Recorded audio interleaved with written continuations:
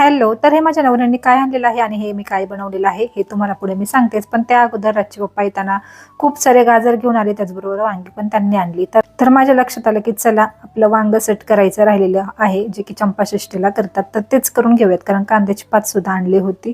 मग मी माझ्यासाठी चहा पिऊन घेतला. त्यानंतर माईंनी मला छान कांद्याची पात चिरून दिली, वांगे वगैरे त्यांनी चिरून दिली. मग मी वांग्याची आणि कांद्याच्या पाथीची भाजी केली.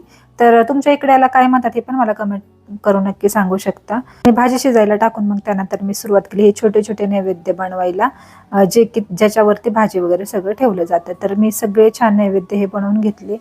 इकडे काही ठिकाणी आमच्या साईडला पण भरीत रोडगे सुद्धा म्हणतात, पण माझ्या माहेरी आणि सासरी वांगसट असं याला बोलतात. आणि हे अशा प्रकारे छोटे छोटे नैवेद्य करून त्याच्यावरती ती वांग्याची आणि कांदापातीची भाजी, वरण भात, खोबरं असं ठेवायचं असतं आणि त्यानंतर खंडेरायाची तळी भरायची असते. तर आमची तळी वगैरे छान भरून झाली आणि मिस्टरांनी मला अचानकच सरप्राईज दिलं. त्यांनी माझ्यासाठी मागवला होता हा यूट्यूबचे व्हिडिओ शूट करण्यासाठी छानसा ट्रायपॉड. तर आपले व्हिडिओ पाहण्यासाठी सबस्क्राईब करा. बाय.